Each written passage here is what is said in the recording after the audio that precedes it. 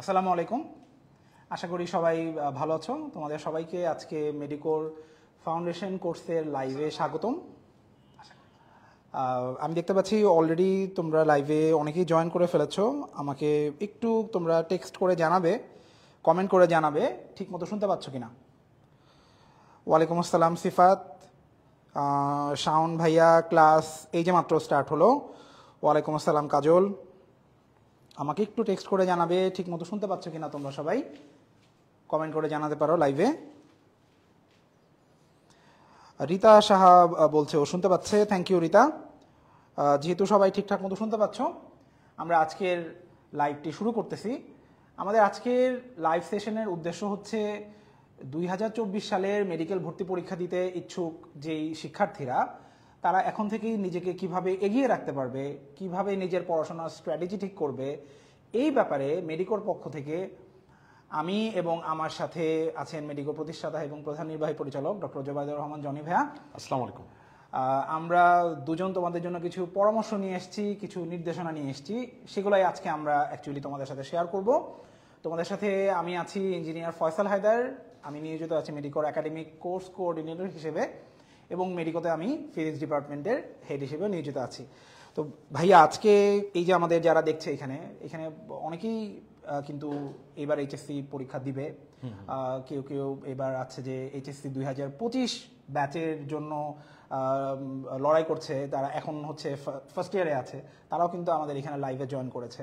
তো এদের মধ্যে যারা মেডিকেল ভর্তি পরীক্ষা দিতে ইচ্ছুক, তাদের উদ্দেশ্যে অ্যাকচুয়ালি আমাদের প্রথম যেই কোয়েশ্চেনটা আসা উচিত সেটা হচ্ছে যে এরা তো কলেজে একটা ভিন্ন রাইটারের, এক এক কলেজে এক এক রাইটারের বই পড়তেছে। কোনো কলেজে যেমন ধরেন ফিজিক্সের জন্য শাহজাহান তপন স্যারের বই পড়াচ্ছে, কোনো কোনো কলেজে সেলু স্যারের বই পড়াচ্ছে, কোনো কোনো কলেজে ইসাক স্যারের বই পড়াচ্ছে। এখন ফিজিক্সের জায়গা থেকে আমি যেটা বুঝি যে মেডিকেলের জন্য একটা স্পেসিফিক রাইটারের বই লাগে, যেটা আপনি বলবেন।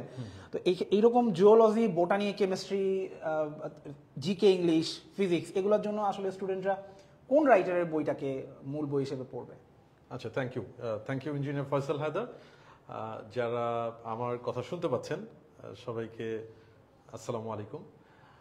আমরা আসলে আজকের যে প্রশ্ন, কমন কিছু প্রশ্ন যেগুলো শিক্ষার্থী যারা তারা চিন্তা করে, তারা বিভিন্ন জনের কাছ থেকে সেই বিষয়ে পরামর্শ চায়, সেই প্রশ্নগুলোর উত্তর আমাদের ক্ষেত্রে কি হবে সেগুলো নিয়ে আমরা কথা বলবো। এবং আমাদের সাথে বিশেষ করে 2024 ব্যাচের এইচএসসি পরীক্ষার্থী যারা তারা রয়েছে, এবং যারা সেকেন্ড টাইম এক্সাম দিতে চায় তাদের মধ্যেও কেউ কেউ আমাদের এখানে যুক্ত হয়েছে।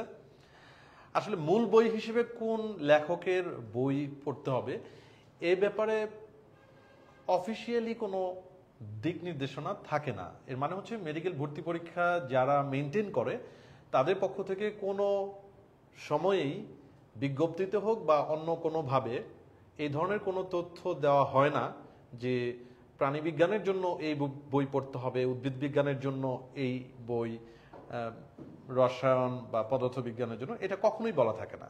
তাহলে বিভিন্ন শিক্ষা প্রতিষ্ঠান যারা মেডিকেল ভর্তি পরীক্ষার প্রস্তুতির জন্য স্টুডেন্টদেরকে পড়ায়, তারা কেন প্রাণীবিজ্ঞানের ক্ষেত্রে, উদ্ভিদ বিজ্ঞানের ক্ষেত্রে, রসায়ন এবং পদার্থবিজ্ঞানের ক্ষেত্রে নির্দিষ্ট বইকে প্রাধান্য দিয়ে পড়ায়, সেই যুক্তি কোথায়? তাদের এই সিদ্ধান্ত নেওয়ার যে বিষয়, সেটা কোন যুক্তি থেকে আসে? সেই প্রশ্নের উত্তর একটি, সেটা হচ্ছে বিগত বছরের প্রশ্নের আলোকে। তার মানে বিগত বছরগুলোতে, বিগত 23 বছর যদি আমরা হিসেব করি, তাহলে প্রাণীবিজ্ঞানের যে প্রশ্ন হয় 30টি প্রশ্নের মধ্যে প্রাণীবিজ্ঞানে যদি 15টি, 16টি, 10টি যাই হোক না কেন, সেই প্রশ্ন কোন লেখকের বই থেকে এর আগে হয়েছে, বেশিরভাগ বছর কোন লেখকের বই থেকে হয়েছে, সেই বইকে সাধারণত প্রাধান্য দেওয়া হয়। তো সেই হিসেবে আমরা দেখতে পাই প্রাণী বিজ্ঞানের ক্ষেত্রে আজমল স্যারের বই থেকে প্রশ্ন হওয়ার প্রাধান্য বেশি। মানে 23 বছরের মধ্যে আমরা কমপক্ষে 19 বছর আমরা বলতে পারি যে আজমল স্যারের বইকে প্রাধান্য দিয়ে প্রাণীবিজ্ঞানের প্রশ্ন হয়েছে। একইভাবে বিগত 23 বছরের মধ্যে আমরা বলতে পারি 18, 19 বা 20 বছর হাসান স্যারের বইকে প্রাধান্য দিয়ে উদ্ভিদ বিজ্ঞানের প্রশ্ন হয়েছে। একইভাবে আমরা যদি রসায়ন প্রথম পত্র, দ্বিতীয় পত্রের কথা বলি, তাহলে বিগত 23 বছরের মধ্যে ম্যাক্সিমাম ক্ষেত্রেই 20-21 বছর হাজারি স্যারের বইকে প্রাধান্য দিয়ে প্রশ্ন হয়েছে। আমরা যদি পদার্থবিজ্ঞান প্রথম পত্র দ্বিতীয় পত্রের কথা বলি তাহলে বিগত বছরগুলোতে বেশিরভাগ ক্ষেত্রে 20 বছর 21 বছর আমরা চিন্তা করব যে ইসাক স্যারের বইকে প্রাধান্য দিয়ে প্রশ্ন হয়েছে। এই হচ্ছে আসলে যুক্তি, এই হচ্ছে বই কোন লেখকের মূল বই পড়বে সেই ভিত্তিটা কিন্তু আসলে এটাই আর কি। এটা কোনো অফিসিয়ালি কোনো সার্কুলার বা কোনো কিছুর মধ্যে কিন্তু লেখা থাকে না, এই জন্যই আমরা এই সিদ্ধান্ত নেই।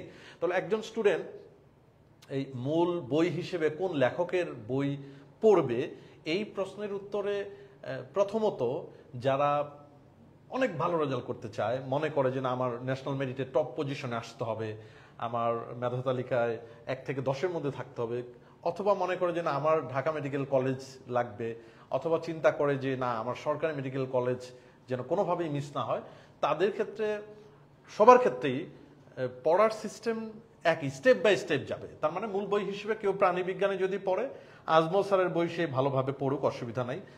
উদ্ভিদ বিজ্ঞানে হাসান স্যারের বই ভালোভাবে পড়বে। একইভাবে রসায়ন প্রথম পত্র দ্বিতীয় পত্রের ক্ষেত্রে হাজারি স্যার, ফিজিক্সের ক্ষেত্রে আমার মনে হয় যেটা ইসাক স্যার পড়লে পড়া কিন্তু অনেকটাই গোছানো হয়ে যাবে। তবে দুশ্চিন্তার বিষয় ওই অর্থে যে যদি আনফরচুনেট, এগুলো যেহেতু অফিসিয়ালি কোনো অ্যানাউন্সমেন্ট না, যদি আনফরচুনেট অন্য বই থেকে প্রশ্ন থাকে তাহলে সেক্ষেত্রে স্টুডেন্ট তো পরীক্ষা হলে বিপদে পড়তে পারে। সেই বিপদে যেন না পড়ে সেই জন্য সে তার সতর্কতা হিসেবে যদি সেকেন্ড লেখকের বই পড়তে পারে তাহলে আমরা তাকে সে বেস্ট প্রিপারেশন বলবো। তার মানে আমাদের প্রাণীবিজ্ঞানের ক্ষেত্রে আজমল স্যারের সাথে সাথে আলিম স্যারের বই যদি পড়ে ফেলা যায় খুবই ভালো। যদি আমাদের উদ্ভিদ বিজ্ঞানে হাসান স্যারের বইয়ের সাথে সাথে যদি আমরা অবশ্যই খেয়াল করব সেটা হচ্ছে যে আলিম স্যার এবং আজিবুর স্যার যদি পড়ে ফেলা যায় তাহলে ওটাকে আমরা বেস্ট প্রিপারেশন বলবো উদ্ভিদ বিজ্ঞানের ক্ষেত্রে। তার মানে স্টেপ বাই স্টেপ। এখন আমি যদি হাসান স্যারের বই পড়া শেষ না হয় আমার তো আসলে ওটা নিয়ে দুশ্চিন্তা করার কোনো যুক্তিই নাই যে আমি আলিম স্যারের বই পড়লাম না, আজিবুর স্যারের বই পড়লাম না। হ্যাঁ, এভাবে চিন্তা করার কিন্তু সুযোগ নেই। একইভাবে কেমিস্ট্রির ক্ষেত্রে অবশ্যই হাজারি স্যার অনেক ইনফরমেশন এটাই শেষ করে আবার মনে রাখা টাফ হয়ে যায়। তার সাথে সাথে কেউ যদি কবির স্যার দেখতে পারে সেটা অবশ্যই বেস্ট প্রিপারেশন হিসেবে আমরা বিবেচনা করতে পারি। ফিজিক্সের ক্ষেত্রে আসলে সব বইয়ের মধ্যে ইনফরমেশন তো মোটামুটি সেমই থাকে। ইসাক স্যারের বই পড়লে কিন্তু অনেকটাই অন্যান্য লেখকের বইগুলো কভার হয়ে যায়, সেই জন্য ফিজিক্সে দুশ্চিন্তা করার কোনো কারণ নেই। এই হচ্ছে বই সিলেকশনের ব্যাপার। যদি আমরা বলি যে মূল বই হিসেবে কোন কোন লেখকের বই পড়া উচিত, এটাই আমার কথা হচ্ছে যে আমরা এইটা পড়বো না ওইটা পড়বো, কোনটা পড়বো এগুলা নিয়ে এত বেশি প্যানিক না হয়ে আমরা যে বইগুলাকে প্রাধান্য দিচ্ছি সেটা আগে সুন্দর মতো শেষ করি, দেন যদি ওই বইয়ের প্রশ্ন যাই আসে আমি অ্যান্সার করতে পারি। এখন আমি দেখি যে আমি নতুন করে কিছু পড়া যায় কিনা, সেটা হলো সেকেন্ড স্টেপ। এই হচ্ছে মূল বইয়ের ব্যাপারে কথা। থ্যাংক ইউ ভাইয়া। এখানে স্টুডেন্টদের কাছ থেকে আমরা বিভিন্ন জায়গাতে যখন আমরা আমাদের মেডিকেল পেজে টেক্সট মেসেজ পাই বা আমাদের যারা টিচার আছেন, যারা মেন্টর আছেন, তাদেরকে আমাদের স্টুডেন্টরা ইনবক্স করে যে প্রবলেমগুলো শেয়ার করে, তার মধ্যে একটা হচ্ছে যে আমি কলেজে তো একটা রাইটারের বই পড়ছি, যেমন আমি হয়তো কলেজে ইসাক স্যারের বইটাই পড়ছি 2 বছর, তা আমার এই বইটা তো 2 বছরের আগের এডিশনের। এখন আমি এই যে মেডিকেলের জন্য যে আমি কোচিং করব বা আমি পড়বো, এটার জন্য আমার কি নিউ এডিশনের বইটা লাগবে কিনা? এইটার ব্যাপারে আসলে অ্যাকচুয়ালি বিশেষ করে মানে আমি যদি আমার মানে অপিনিয়ন শেয়ার করি তাহলে আমি বলবো যে তোমার কাছে যে বই আছে এটাই পড়ো। এটার একটা যুক্তি যদি আমি বলি, অনেক স্টুডেন্ট আছে আমাদেরকে যারা এখন শুনতে পাচ্ছে বা পরবর্তীতে শুনতে পাবে, তারা যেটা করে বইয়ের মধ্যে অনেক কিছু নোট করে, লিখতেছে, কোনো ওয়ার্ড বা লাইন এটা মার্ক করতেছে। তো সেক্ষেত্রে একটা বই গোছানো তার এতদিন ধরে, বইয়ের পেজের ইমেজগুলাই তো ব্রেইনে স্টোর হচ্ছে মেমোরি হিসেবে।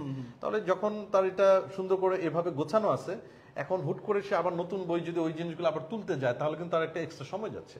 সেই জন্য তার কাছে যে এডিশনের বই আছে এটাই পড়ুক। তবে সতর্কতা হিসেবে বলতে চাই যে আজমল স্যার এবং কিছু কিছু ক্ষেত্রে বলবো যে আমরা অনুশীলনীর এমসিকিউ বা অন্যান্য ক্ষেত্রে অতিরিক্ত কিছু জিনিস অ্যাড হয়, বিশেষ করে মানে প্রাণীবিজ্ঞানের আজমল স্যারের বইয়ের মধ্যে প্রতি এডিশনে কিছু না কিছু প্লাস মাইনাস হচ্ছে, ওই বইটার একটা প্রয়োজন আর কি, ওই জন্য যে এটা পড়ে। তো সেক্ষেত্রে আমরা যেটা করি সাধারণত আমাদের স্টুডেন্টদের জন্য সেটা হচ্ছে নিউ এডিশনের বই যদি আসে, আমরা যদি ধরে নেই যে 24 ব্যাচে যারা পরীক্ষা দেবে তাদের পরীক্ষা যদি জানুয়ারিতে হয়, এটা I am not sure about this, but যে নিউজ এর মধ্যে আমরা একটা পেয়েছি বা হিসেব করে যেটা এটা সবাই বুঝতে পারবে। তাহলে সেই হিসেবে পরবর্তীতে যদি কোনো এডিশন আসে তাহলে ওই খুব বেশি তো চেঞ্জ থাকে না, যতটুকু চেঞ্জ থাকে এটা আমরা মেডিকোর পক্ষ থেকে সাধারণত আলাদা নোট করে, যদি প্রয়োজন হয় যে না এই চ্যাপ্টারে 20 লাইন নতুন অ্যাড হয়েছে তাহলে এটা এমসিকিউ আসার মতো, আমরা এটা সাধারণত আলাদা নোট করে দিয়ে দিই। এটাই বরঞ্চ ইজি। একেবারে এখনই নতুন বই কিনে আবার পড়া শুরু করা এটা খুব বেশি দরকার আছে বলে মনে করি না। দরকার নেই। আচ্ছা, এই ক্ষেত্রে আমি ফাঁকে একটু বলে রাখি, আমাদের লাইভে জয়েন করেছে মোহাম্মদ আলামিন। আলামিন, একটা প্রশ্ন করছিলা ভাইয়া তুমি যে 24 সালের মেডিকেল এক্সাম কবে হতে পারে বা কখন হতে পারে, কথা প্রসঙ্গে কিন্তু ভাইয়া বলে দিলেন যে জানুয়ারিতে হওয়ার চান্সই বেশি, মোটামুটি আইডিয়া করা যাচ্ছে। তো আমাদের এইখানে আরেকটা কিন্তু স্টুডেন্টদের প্রশ্ন থাকে, যেহেতু মেডিকেল অ্যাডমিশন টেস্টে অ্যাকচুয়ালি শর্ট সিলেবাসের বাইরে চ্যাপ্টার সব জায়গা থেকেই প্রশ্ন হয়। তো আমাদের শিক্ষার্থীরা তো এইচএসসির সময় তারা শর্ট সিলেবাসের ভেতরের অধ্যায়গুলা পড়ে আসছে। তো এই ক্ষেত্রে যেমন ধরেন ভাইয়া ফিজিক্স ফার্স্ট পেপারে কিন্তু টোটাল চ্যাপ্টার হচ্ছে 10টা, তার মধ্যে 8টা চ্যাপ্টার ওরা শর্ট সিলেবাসের ভেতরে পড়ে। গতিবিদ্যা এবং তরঙ্গ কিন্তু ওরা শর্ট সিলেবাসে পড়ছে না, এইচএসসির মধ্যে ওরা এটা পড়ে শেষ করতে পারতেছে না। তো এইখানে ওরা যখন মেডিকেল অ্যাডমিশন টেস্টের জন্য আসবে, পড়াশোনা করবে, তখন এই 2টা চ্যাপ্টার কি আসলে ওদের জন্য গুরুত্বপূর্ণ? আর যদি গুরুত্বপূর্ণ হয়েই থাকে, এটা কি আসলে ওরা ওই অল্প সময়ের মধ্যে কভার করতে পারবে? আচ্ছা, অফকোর্স আমি মনে করি কভার করতে পারবে। তবে আমার পরামর্শ, যারা ইন্টারমিডিয়েট এক্সাম সামনে 30 জুন থেকে, তোমরা কিন্তু তোমাদের প্রায়োরিটি লিস্টে অবশ্যই থাকা উচিত যে জিপিএ 5, যেটা সবাই তোমরা এক্সপেক্ট করতেছো, দোয়া থাকলো রেজাল্ট যেন ভালো হয়, সেইটা কিন্তু কনফার্ম করার জন্য, সেই জিপিএ 5 যেন হয় সেই জন্য যে স্টাডি প্ল্যান, এটা কিন্তু আগে ঠিক রাখতে হবে। তার মানে শর্ট সিলেবাস থেকে যেভাবে প্রশ্ন হবে সেই অনুযায়ী তোমাকে আগে প্রস্তুত হতে হবে। আর এর সাথে যেটা অ্যাড করতে পারো যে আমি অ্যাডমিশন টেস্টের সময় পারবো কিনা, আমরা বলতে চাই যে হ্যাঁ, এটা তোমার পক্ষে সম্ভব। এটা মানে প্রাণীবিজ্ঞান, উদ্ভিদ বিজ্ঞান, রসায়ন, পদার্থবিজ্ঞান সবগুলোর ক্ষেত্রেই শর্ট সিলেবাসের যে চ্যাপ্টার সেগুলো যদি এখন কিছুই পড়া না থাকে, তারপরেও তোমার পক্ষে সুন্দর মতো শেষ করা সম্ভব। তবে এর সাথে আমি একটু যুক্ত করতে চাই যে মানে যতটুকু সময় তোমার এখনো ইন্টারমিডিয়েট পরীক্ষার জন্য রয়েছে, যদি সম্ভব হয়, যেমন তরঙ্গ চ্যাপ্টার হোক বা এই ধরনের যে চ্যাপ্টারই হোক না কেন, সেগুলো যদি মাঝে মধ্যে একটু দেখে রাখা যায়। কিরকম আমরা দেখবো, হঠাৎ করে কোনো একটা অনলাইন ক্লাস আমি পাচ্ছি কোনো একটা জায়গায়, ইউটিউবে পাচ্ছি কোনো একটা জায়গায়, এখন কারণ অনলাইনে মোটামুটি সবাই অ্যাক্টিভ, যদি এরকম হয় তা আমি একটু মানে আমার অবসর টাইম যেটা, যে আমি শর্ট সিলেবাসের বাইরে পড়া শেষ করে আমি একটু চা খাচ্ছি বা আমি একটু ব্রেক দিচ্ছি একটা, ওই ব্রেকের টাইমে ওগুলো একটু দেখে একটু আইডিয়া নিয়ে যদি রাখা যায়, কারণ হুট করে একটা চ্যাপ্টার যখন স্টুডেন্ট পড়তে যাবে, তার যদি আগে থেকেই ওই চ্যাপ্টারের একটু মানে সামারি কারো কাছ থেকে শুনে নেয়, তাহলে ওইটা তার পড়ার জন্য তার জন্য একটু ইজি হয়। তখন তুমি মেন বইয়ে একটু পেজ উল্টা উল্টা কি কি টপিক আছে দেখলাম, কি টাইপ প্রশ্ন হতে পারে সেরকম একটু ধারণা নেওয়ার চেষ্টা করলাম। এইটা করলে ওটা বেস্ট। যদি তুমি নাও করো, তার জন্য তোমার খুব বেশি তুমি সমস্যায় পড়বে এটা ভাবার কোনো কারণ নেই, কারণ তুমি দেখো ম্যাক্সিমামটাই কিন্তু শর্ট সিলেবাসের মধ্যে হয়ে যাচ্ছে। যদি এইটা তোমার ভালো করে পড়া হয়, তাহলে পরবর্তীতে ইন্টারমিডিয়েট পরীক্ষার পরে অ্যাডমিশন টেস্টের আগে যতটুকু সময় তুমি পাবে, তখন এগুলা রিভিশনের মধ্যে রেখে শর্ট সিলেবাসের চ্যাপ্টারগুলোর জন্য একটু যদি শতকরা পরিমাণে সময় তুমি বেশি দিয়ে ফেলো, তাহলে তোমার পক্ষে এটা খুব সুন্দরভাবে কমপ্লিট করা সম্ভব। থ্যাংক ইউ ভাইয়া। আপনি কথা বলতে বলতেই কিন্তু আমাদের আরও কয়েকজন পার্টিসিপ্যান্ট ওরাও কিছু প্রশ্ন করেছে। আমি তোমাদের প্রশ্নগুলোর উত্তর কিন্তু ভাইয়ার কাছ থেকে সঠিক সময়ে নিব, আমাদের সামনে আরও কিছু আলোচনার বিষয়বস্তু আছে এখানে। ভাই, আপনি যেহেতু ওই যে অনলাইন থেকে ক্লাস দেখার কথা বললেন, তো আমাদের যারা গার্জিয়ান, যারা আমাদের বাবা মা, আঙ্কেল আন্টি যারা, তাদের মধ্যে কিন্তু একটা ব্যাপার থাকে যে আগে ছিল যে অনলাইনে পড়া হয় না, মোবাইল হাতে নেওয়া মানেই হচ্ছে জীবন শেষ, বাচ্চার পড়াশোনা শেষ। তো এখন তো কোভিডের পরে বাংলাদেশে পুরো বিশ্বেই আসলে একটা অনলাইনের ক্লাসের জোয়ার আসছে, চেঞ্জ হয়েছে সবকিছু। তা আমাদের এখন যারা এই বছর যারা পড়বে, তারা কি অফলাইনের জন্য অফলাইনে পড়াশোনা করবে, অফলাইনে প্রস্তুতি নেবে, নাকি তারা শুধুমাত্র অনলাইনের উপরেই তারা হচ্ছে ফোকাস করবে?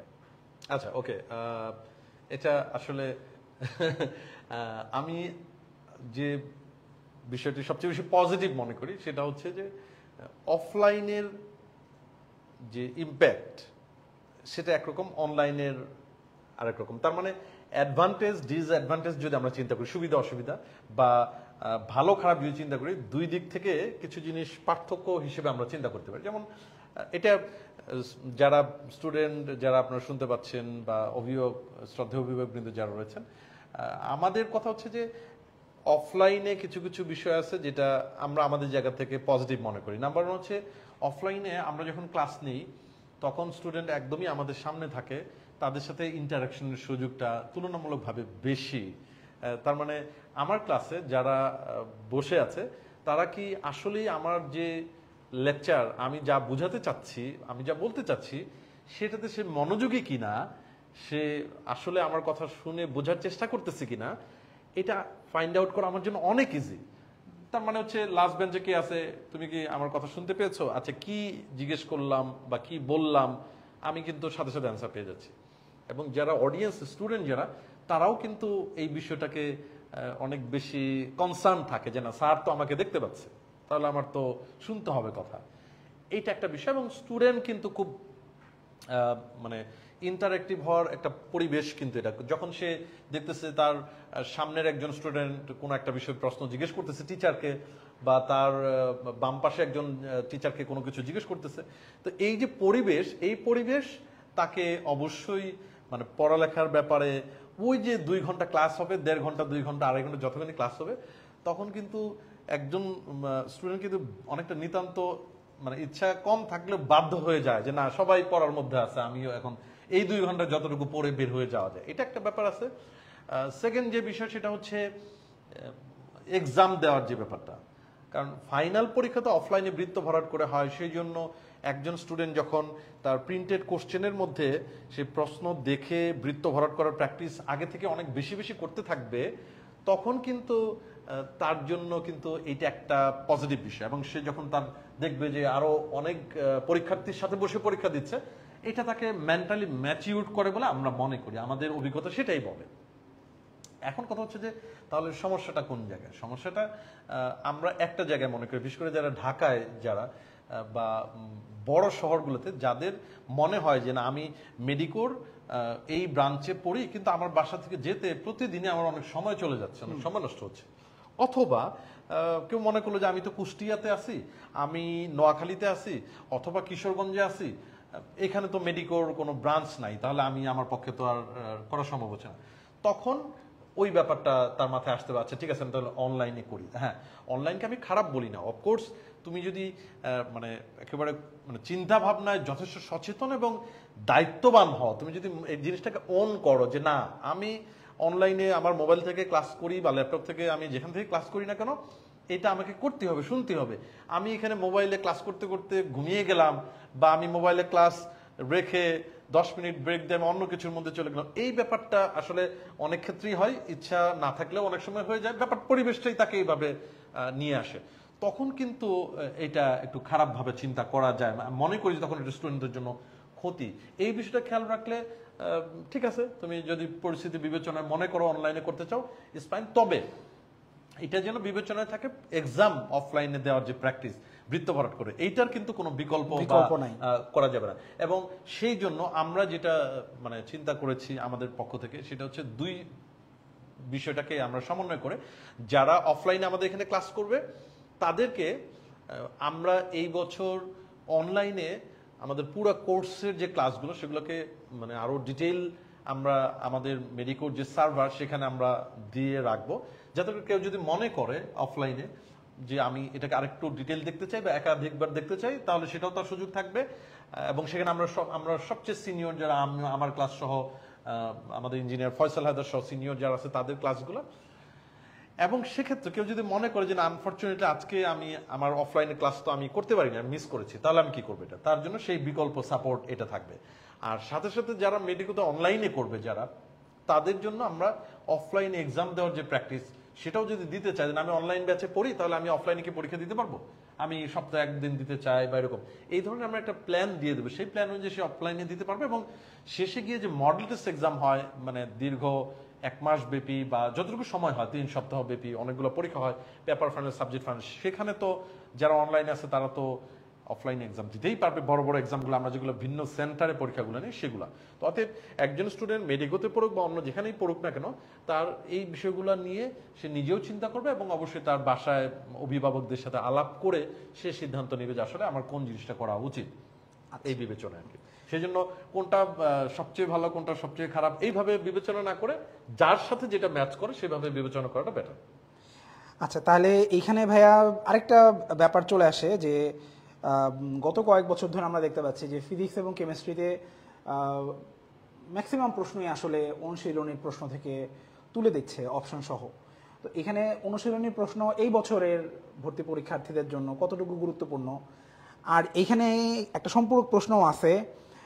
লেভি প্রশ্ন করেছে যে ভাইয়া অনুশীলনীর প্রশ্ন যদি ভুল থাকে, মানে ও অনেক অ্যাডভান্সড, অলরেডি অনুশীলনীর প্রশ্ন পড়া শুরু করছে, তাহলে কি ভুলটা আমি দাগাবো না সঠিকটা? আচ্ছা, থ্যাংক ইউ সো মাচ। অনুশীলনীর প্রশ্নের ব্যাপারে তোমরা যারা শুনতে পাচ্ছ বা পরবর্তীতে আমাদের এই রেকর্ডেড ক্লাস এই গ্রুপে থাকবে, এই গ্রুপে যারা জয়েন করেছে তাদেরকে নিয়ে আমাদের সুন্দর কিছু পরিকল্পনাও রয়েছে পরবর্তীতে, যাতে আমরা তোমরা মেডিকোতে পড়ো কি না পড়ো সেটা বিষয় না, আমরা এই ফাউন্ডেশন কোর্সের মাধ্যমে বা এই গ্রুপের মাধ্যমে তোমাদেরকে আমাদের সিনিয়রদের গাইডলাইনে রেখে আমাদের বিভিন্ন সময়ের পরিপ্রেক্ষিতে তোমাদেরকে পরামর্শ দিয়ে তোমাদের উপকার করা যায় কেন, এরকম একটা চিন্তা ভাবনা আছে। আমরা যে টপিকে ছিলাম অনুশীলনীর প্রশ্ন কতটুকু গুরুত্বপূর্ণ, আমি তোমাদেরকে বলে দিই 2024 ব্যাচে যারা এক্সাম দিবে তারা শুধু মানে রসায়ন আর পদার্থবিজ্ঞান না, তোমার প্রাণীবিজ্ঞান এবং উদ্ভিদ বিজ্ঞান অনুশীলনীতে যত এমসিকিউ আছে, মানে এটা বিনোদন হিসেবে পড়ে ফেলবা সবসময়কার জন্য। এবং যত বোর্ড কোশ্চেন আছে সেটা যদি অনুশীলনের মধ্যে নাও থাকে, বিশেষ করে তুমি খেয়াল করে দেখবা যে এই বছর 2023 ব্যাচে যারা তোমাদের সিনিয়র যারা পরীক্ষা দিয়েছে তাদের কিন্তু প্রাণীবিজ্ঞানের যে 10টি এমসিকিউ ছিল, এই 10টি এমসিকিউ কিন্তু একেবারে বোর্ড কোশ্চেন অপশন সহ তুলে দিয়েছে, এটা বইয়ের ভেতর থেকে হয়ই নাই। হ্যাঁ, তুমি বিভিন্ন জায়গায় বিভিন্ন ব্যাখ্যা দেখবে, বিভিন্ন কোচিং সেন্টারের যে প্রশ্নের সলভ সেখানে ভিন্ন বিষয়, কিন্তু আমরা যেটা দিয়েছি আমাদের মেডিকেল পেজেও রয়েছে এবং আমি যেটা বললাম সেটা খেয়াল করে দেখবে যে বোর্ড এমসিকিউ যেগুলো এসছে এর আগে, ধরো কুমিল্লা বোর্ড হোক, তোমার ঢাকা বোর্ড হোক বা তোমার ময়মনসিংহ বোর্ড হোক, যে বোর্ডের হোক না কেন, বোর্ড প্রশ্ন তোমার ওই বইয়ের মধ্যে শেষে, চ্যাপ্টারের শেষে অথবা একদম বইয়ের শেষেও থাকে, যত আছে সব পড়ে ফেলো। এটা হচ্ছে কম পরিশ্রমে বেশি নাম্বার তুলে ফেলার সবচেয়ে সহজ টেকনিক। অনেক যারা খুবই মানে সিরিয়াস থাকে, সিনসিয়ার, তার সাথে সিরিয়াসনেস, আমার একেবারে ডিএমসি লাগবে, অতএব আমি বইয়ের ভিতরে সবকিছু পড়বো, কোনো লাইন বাদ দেবো না, ওকে ফাইন, এটা ঠিক আছে, বাট ওইটা করতে গিয়ে যেন আমার অনুশীলনীর যে এমসিকিউ সেগুলো আমি ঠিক মতো সলভ করি নাই, ঠিক মতো রিভিশন দেই নাই, বোর্ড কোশ্চেন আমি সলভ করি নাই, রিভিশন দেইনি, এটা যেন না হয়। ওইটা আগে শেষ করে দেন, তুমি ডিটেল পড়তে চাও পড়ো, অসুবিধা নাই তো। এই জন্য 24 ব্যাচেও যারা পরীক্ষা দিবে তোমাদেরকে আমাদের পক্ষ থেকে পরামর্শ বলো বা রিকোয়েস্ট বলো, অনুশীলনীর এমসিকিউ যখনই সময় পাবে তখনই পড়ে ফেলবে। এটা পড়ার জন্য কিন্তু খুব বেশি সময় লাগে না, কিন্তু বেশি নাম্বার নিশ্চিত পাওয়া যায়। বিশেষ করে এই রসায়ন এবং পদার্থবিজ্ঞানে এমন না যে লাস্ট কয়েক বছর ধরে, তা না, একেবারে অনেক আগে থেকেই তোমার সেই ধরো 20 বছর আগে থেকেই অনুশীলনের এমসিকিউ এগুলোর থেকে অনেক আসছে। বিশেষ করে পদার্থবিজ্ঞান তো অবশ্যই প্রতি বছরই ম্যাক্সিমামটাই, রসায়ন বিজ্ঞানও অনেকটাই ম্যাক্সিমাম ইয়ারে আসছে। কিন্তু যদিও প্রাণীবিজ্ঞান এবং উদ্ভিদ বিজ্ঞানে কিন্তু শুধু বোর্ড প্রশ্ন অনুশীলনীর এমসিকিউ পড়ে হবে এটা বলা যাবে না। বায়োলজি, জীববিজ্ঞানে কিন্তু তোমাকে ডিটেল খুব ভালো করে, বিশেষ করে লাস্ট কয়েক বছর ধরে যেভাবে টেকনিক্যাল প্রশ্ন হচ্ছে, এগুলোতে ভালো করার জন্য, এগুলোতে একেবারে 80 আপ রাখার জন্য কিন্তু ডিটেল পড়ার কোনো বিকল্প নাই। অতএব যেখান থেকে তুমি উদ্ভিদ বিজ্ঞানের জন্য, প্রাণীবিজ্ঞানের জন্য ভালো সাপোর্ট পাচ্ছ, যে জায়গার ক্লাসগুলো তোমার কাছে অনেক বেশি ইনফরমেটিভ, অনেক বেশি ক্যাচি মনে হচ্ছে, তুমি নিতে পারতেছো, সেগুলো মিস করবে না কিন্তু, ঠিক আছে? তুমি অবশ্যই জাজ করো, বিকজ অফ তোমার রেজাল্ট ভালো করা দরকার, তোমার যে স্বপ্নের জায়গা সেখানে পৌঁছানো দরকার। যে জায়গা থেকে তুমি উপকৃত হও, যে অনলাইন ক্লাস দেখে তোমার মনে হবে যে এটা আমার পড়া মনে রাখার ক্ষেত্রে হেল্পফুল, করে ফেলো, কোনো অসুবিধা নাই, ঠিক আছে? এই হচ্ছে পরামর্শ। আর আরেকজন যেটা জিজ্ঞেস করছে যে অনুশীলনীতে ভুল থাকলে কি করব, এই প্রশ্নের উত্তর দেওয়াটা রিস্কি, কারণ আমরা একটা বললে তোমরা একটা চিন্তা করবে, আরেকজন আবার কাউন্টার আরেকটা বলবে। আমার পরামর্শ, আমি মানে যদি আমার নিজস্ব চিন্তা ভাবনা থেকে বলি, যেহেতু অনুশীলনীর প্রশ্নগুলা সবসময় অপশন সহ সেম ভাবে থাকে, তো সেক্ষেত্রে অনুশীলনীতে যদি এমন হয় যে প্রশ্নটা সেম অনুশীলনী থেকে আসছে, অপশনগুলো 4টা সেম ভাবে, তাহলে ওখানে যে উত্তর দেওয়া আছে সেটাই দিলে বেটার। এটা ভুল না সঠিক, ভুলটা দাও এইভাবে বলবো না, ওখানে উত্তর যা দেওয়া আছে তাই। কারণ যারা প্রশ্ন করবে তারা কিন্তু অনুশীলনীতে উত্তর ভুল আছে না সঠিক আছে এটা ভেতরে খুঁজে খুঁজে যাচাই করে আবার বের করবে, এটা কখনো হবে না, ঠিক আছে, এই জন্য আমার কাছে মনে হয় যে হ্যাঁ, তবে তোমারও এত টেনশন করার কিছু নাই যে প্রশ্ন করছো বা যারা শুনতে পাচ্ছ যে যদি এরকম প্রশ্ন আসে। দেখো, মেডিকেল ভর্তি পরীক্ষায় তোমাকে 100 এমসিকিউর মধ্যে 100তে 100 পেতে হবে না, এরকম আমরা বলি না, কেউ বলবেও না 95 পেতে হবে, এটারও কোনো কিছু নেই। তোমার কিছু প্রশ্ন উত্তর ভুল হবে, কিছু প্রশ্ন উত্তর তুমি জানা জিনিস একটা বা দুইটা এর জায়গায় বি ভরাট করে ফেলছো, এটা পার্ট অফ ইউর এক্সাম, এটা নিয়ে প্যানিক হওয়ার কিছু নাই। বা তুমি চিন্তা করলা যে এরকম যদি হয় ফিজিক্সের সব একেবারে যেগুলার ভুল উত্তর আছে ওগুলাই সব আসবে, এটা তো এইটাকে এই চিন্তা করা কি উচিত? এরকম যদি আনফরচুনেট 2024 এরকম আসে, তোমার যদি মনে হয় যে এই প্রশ্নটা অনুশীলনী থেকে সরাসরি আসছে, তাহলে তুমি অ্যান্সার দিয়ে দিলা। যদি মনে করো যে না, এটা অনুশীলনী থেকে সরাসরি আসে নাই, তাহলে তুমি ভিন্ন চিন্তা করলা, তুমি ধরেই রাখো এটা তোমার ভুল হতে পারে। তো একটা দুইটা তো ভুল হবেই, ঠিক আছে? অতএব এগুলো নিয়ে এত বেশি প্যানিক হওয়ার কিছু নাই। তবে আমি বেশি যৌক্তিক মনে করি অনুশীলনী প্রশ্ন অপশন সেম সেম আসছে, ওখানে যা উত্তর আছে সেটাই দিয়ে দিই, আমরা যেন ওটা জাজ করতে না যাই ভিতরে এটার উত্তর কি আছে। এই হচ্ছে আমার কথা, আমাদের কথা। ভাইয়া পরবর্তী যে কোয়েশ্চেনটা, এটার উত্তরটা আসলে আমি দিতে যাচ্ছি। হ্যাঁ, sure. গাণিতিক সমস্যার ব্যাপারে যেহেতু বলছে, যে ক্যালকুলেটর ছাড়া আমরা কিভাবে গাণিতিক সমস্যাগুলো সলভ করব। এখানে সম্পূরক প্রশ্ন আরো অনেকগুলো আছে, যেমন শিল্পী নীলুফা ইয়াসমিন শিল্পী ও বলছে যে অনুশীলনীর কাজের সব গাণিতিক সমস্যা কি সলভ করতে হবে কিনা। তারপরে হচ্ছে মেহবুবা তাসমিম বলছে ফিজিক্স কেমিস্ট্রির কোনো ম্যাথমেটিক্স টাইপ ক্যালকুলেশন যদি বেশি আসে তখন সেটা ক্যালকুলেটর ছাড়া কিভাবে সলভ করার দক্ষতা অর্জন করব। বা অনেকগুলো প্রশ্ন আসছে, তো আমি এক এক করে উত্তর দিচ্ছি। আমি ফিজিক্স টার্গেট করে বলি, তুমি কেমিস্ট্রির ব্যাপারে তোমার আইডিয়া চলে আসবে। দেখো, যেহেতু 2014 সালের পর থেকে এমবিবিএস অ্যাডমিশন টেস্টে তোমার ক্যালকুলেটর অ্যালাউ করা বন্ধ করে দিছে, এরপরে কিন্তু মেডিকেলকে ফলো করে বাংলাদেশের প্রায় বাদবাকি সমস্ত ইউনিভার্সিটি, শুধু প্রকৌশল ভার্সিটিগুলো বাদে সমস্ত ইউনিভার্সিটি কিন্তু তাদের ভর্তি পরীক্ষার যে তোমার যে নিয়মাবলী সেখানে তারা ক্যালকুলেটর নিতে দিবে না, এমনটা তারা উল্লেখ করে দিছে। তো এইটার পরে যেটা হয়েছে, গত 10 বছর ধরে বাংলাদেশের প্রায় সমস্ত অ্যাডমিশন টেস্টে যে গাণিতিক সমস্যাগুলো আসে এখন, সেগুলা এমন ধরনের গাণিতিক সমস্যাই আসে যেগুলো তুমি মুখোমুখি ক্যালকুলেট করতে পারবা। ফর এক্সাম্পল, তোমার একটা প্রশ্ন মেডিকেলে আসছিল যে 10 কেজি ভরের একটা বস্তুর বেগ যদি 12 মিটার পার সেকেন্ড হয় তাহলে ভরবেগ কত। তার মানে এই যে কোয়েশ্চেনটা তারা দিল, তারা এই কোয়েশ্চেনে এটা দেখতে যাচ্ছে না যে তুমি আসলে বড় বড় দুইটা দশমিকের সংখ্যা গুণ করতে পারো কিনা, তারা এটা দেখতে যাচ্ছে তুমি আসলে ভরবেগের গাণিতিক সমীকরণটা জানো কিনা, যে P = mv, যে m জানো, v জানো, গুণ করে দিলে তুমি ভরবেগটা পেয়ে যাবা। আবার ধরো এখন এই ধরনের প্রশ্ন বেশি আসে, যেমন ধরো তুমি জানো যে নিউটনের সূত্র থেকে যে মহাকর্ষ বলের মান দূরত্বের বর্গের ব্যস্তানুপাতিক হারে কমে যায়। তো তোমাকে প্রশ্নই করতেছে এইভাবে যে দুইটা বস্তুর মধ্যবর্তী দূরত্ব 3 গুণ করলে মহাকর্ষীয় বলের মান কি রকম পরিবর্তন হবে। 3 গুণ হবে, 9 গুণ হবে, 1/3 হবে, 9 ভাগের 1 ভাগ হবে। উত্তর হচ্ছে 9 ভাগের 1 ভাগ হবে, যেহেতু f সমানুপাতিক 1/d²। তার মানে এমন ধরনের প্রশ্নগুলো আমরা ফেস করতেছি যেগুলো ক্যালকুলেটর ছাড়াই করা যাচ্ছে। তবে একটু আগে ভাইয়া যে পয়েন্টটা ডিসকাস করলেন যে অনুশীলনী থেকে কিন্তু প্রশ্ন হুবহু এখন তুলে দেয়। তো এই যে তুলে যে দিচ্ছে, এর মাঝখানে কিন্তু গত 2 বছরে 22 সেশনে এবং 23 সেশনে দুইটা এরকম প্রশ্ন আসছে। জি, মানে 22-এ একটা আসছে, আবার 23-এ একটা ফিজিক্স থেকে আসছে, একটা কেমিস্ট্রি থেকে আসছে, যেটা ক্যালকুলেটর ছাড়া অ্যাকচুয়ালি করাই সম্ভব না। যেমন তোমার একটা প্রশ্ন আসছিল মহাকর্ষ চ্যাপ্টার থেকে, যে পৃথিবী থেকে 2 কিলোমিটার উপরে জি এর মান কত হবে।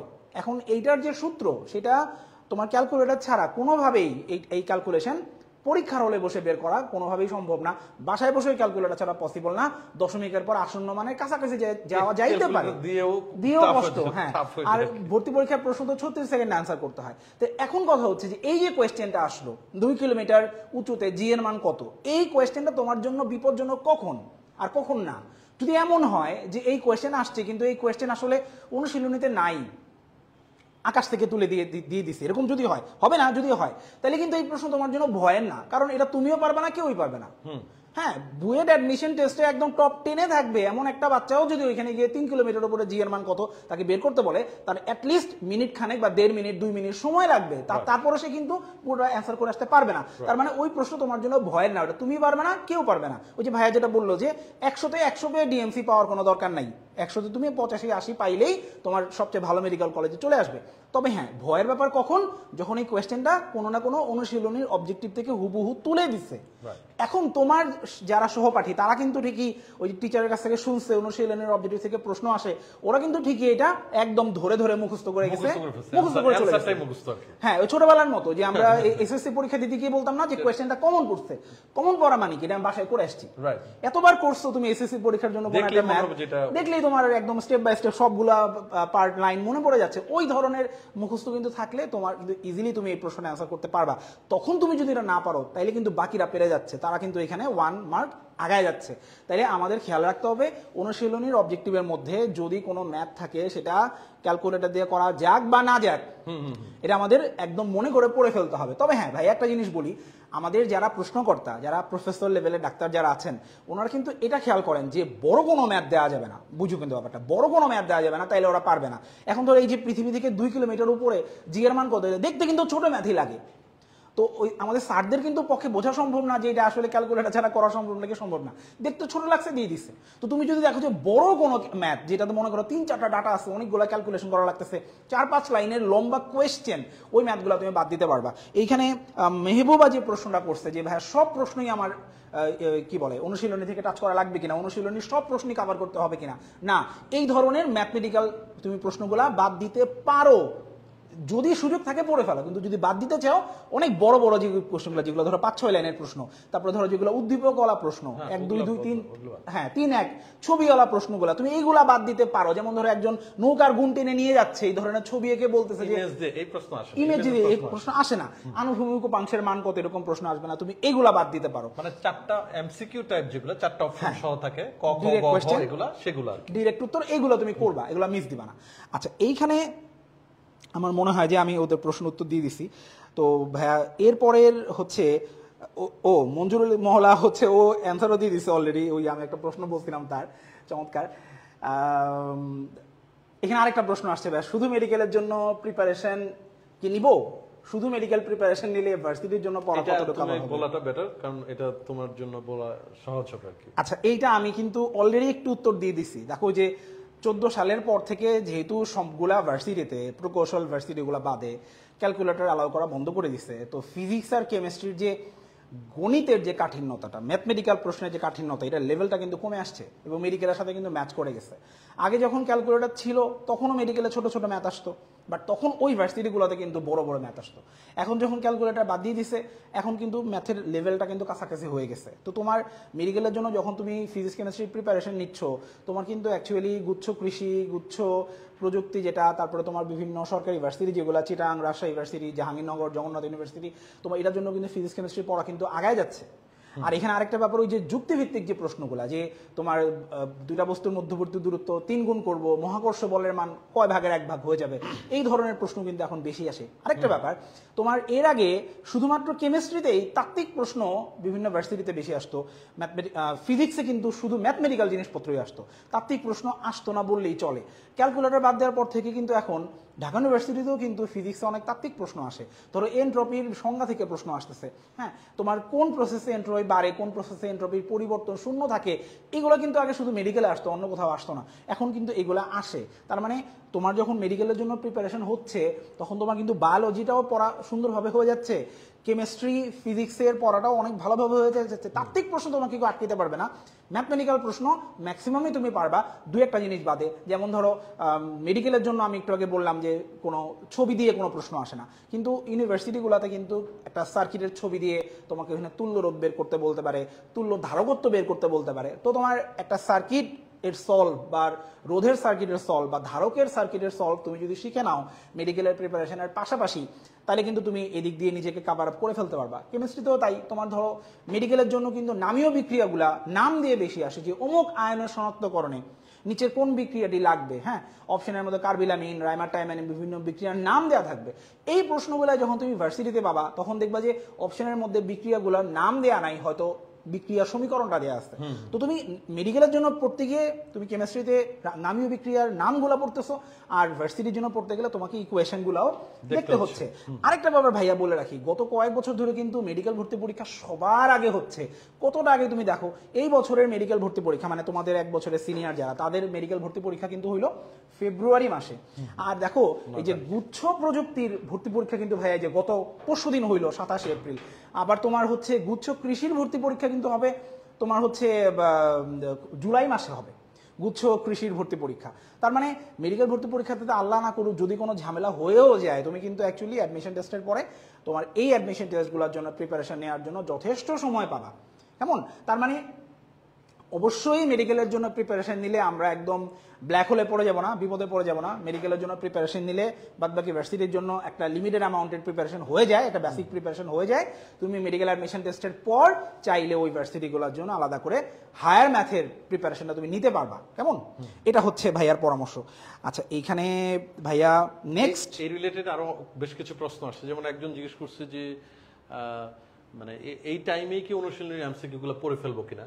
এটা তো এখনই, কারণ তোমার ইন্টারমিডিয়েটের এক্সামের জন্য তো তোমার এগুলার অনেকটাই সলভ করতে লাগবে। তো এখনই পড়তে হবে, এখনই পড়ে ফেলে ভালো। আচ্ছা, এখানে ভাইয়া কিন্তু যে ওয়াসিকে একটা প্রশ্ন করছে যে ভাইয়া মেডিকেলের কোয়েশ্চেন ব্যাংক দেখলে কি এইচএসসির জন্য হেল্পফুল হবে কিনা। না, ব্যাপারটা এরকম ভাবে চিন্তা করার আমার মনে হয় না দরকার আছে। কারণ মানে এইচএসসি পরীক্ষার জন্য আমাদের শ্রদ্ধেয় কলেজের যে শ্রদ্ধেয় শিক্ষকবৃন্দ যারা রয়েছেন, মানে তুমি যে কলেজে পড়ো তাদের গাইডলাইন, তারা কি বলে, তারা কি পড়তে বলে, সেটা ফলো করাটা ভালো হবে। সেক্ষেত্রে আমাদের কোনো পরামর্শ মনে হয় এই মুহূর্তে সেটা বিবেচনা নেওয়া উচিত না। ভাইয়া এখানে আরেকটা প্রশ্ন আসছে, সেটা হচ্ছে একটা জায়গায় কোচিং করলেই হবে কিনা, নাকি অনেকগুলো জায়গায় কোচিং করতে হবে? প্রথমত যদি ভালো প্রতিষ্ঠান হয়, যে কোনো এক জায়গায় মনোযোগ দিয়ে পড়াটাই ভালো, সেটা যথেষ্ট। কারণ বেসিক যে বিষয়গুলা প্রশ্ন যেভাবে থাকে, মানে তুমিও এটা কম বেশি বুঝতে পারবে, সব প্রতিষ্ঠানই কম বেশি বুঝে। এখানে দুইটা বিষয়ের পার্থক্য, সেটা হচ্ছে একটা হচ্ছে মানে স্টাডি প্ল্যান, মানে তোমাকে আসলে কোন প্রক্রিয়ার মধ্য দিয়ে, কোন প্ল্যানের মধ্য দিয়ে নিয়ে যাওয়া উচিত, সেই ক্ষেত্রে প্রতিষ্ঠানের ভিন্নতা থাকে।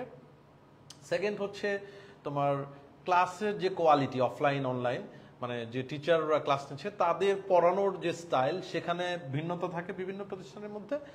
আর তৃতীয়ত হচ্ছে প্রশ্ন যেগুলা, মানে daily exam, review exam, monthly exam সহ তোমার পেপার ফাইনাল, সাবজেক্ট ফাইনাল সহ ফুল সিলেবাসের পরীক্ষাগুলোর প্রশ্নের মধ্যে ভিন্নতা থাকে। সেই ভিন্নতাকে কেউ কেউ বলবে যে আমরাই সবচেয়ে ভালো, আরেকজন বলবে আমরাই সবচেয়ে ভালো।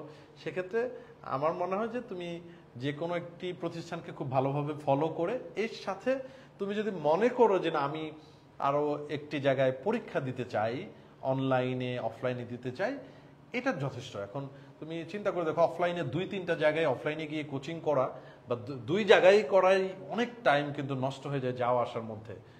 সেই জন্য তোমাকে সিদ্ধান্ত নিতে হবে যে মানে কোন জায়গাকে বা কোন প্রতিষ্ঠানকে তুমি ফার্স্ট প্রায়োরিটি দিয়ে সেটা ফলো করবে। তার সাথে সাথে যদি কেউ মনে করে আচ্ছা ঠিক আছে আমি তাহলে আরেক জায়গায় পরীক্ষা দিই, সেটা হতে পারে। কিন্তু বেশি মেনটেন করতে গিয়ে, আজকে ধরো কথার কথা তুমি মেডিকোতে পড়তে আসছো, আজকে মেডিকোতে বোটানি কোনো ক্লাস হচ্ছে, নেক্সট দিন বোটানি এক্সাম, তুমি অন্য জায়গায় আবার কোচিং করে তাদের ওখানে কেমিস্ট্রি পড়াচ্ছে, কেমিস্ট্রি এক্সাম, তাহলে তোমার কিন্তু কোনোটাই ভালো মতো হচ্ছে না।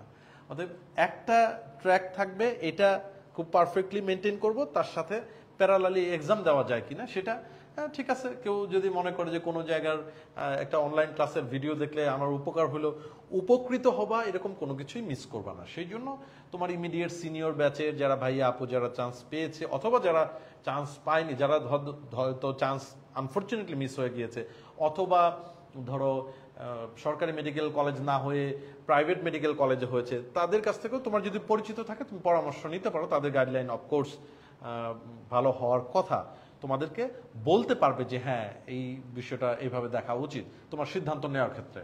এবং আমার কাছে মনে হয় তোমার অপিনিয়ন কি হবে, তোমার সিদ্ধান্ত কি হবে, সেটা বুঝতে পেরেছো। ভাইয়া এক্ষেত্রে এখানে সাদিয়া একটা প্রশ্ন করছে, যে এই প্রশ্নটা আমাদের এই কোয়েশ্চেনের সাথে মিলে যায়, যে ইংলিশ এবং সাধারণ জ্ঞানের জন্য আসলে প্রিপারেশন কিভাবে নেওয়া উচিত। এবং এই 2 সাবজেক্টে সর্বোচ্চ নাম্বার তোলা কি সম্ভব?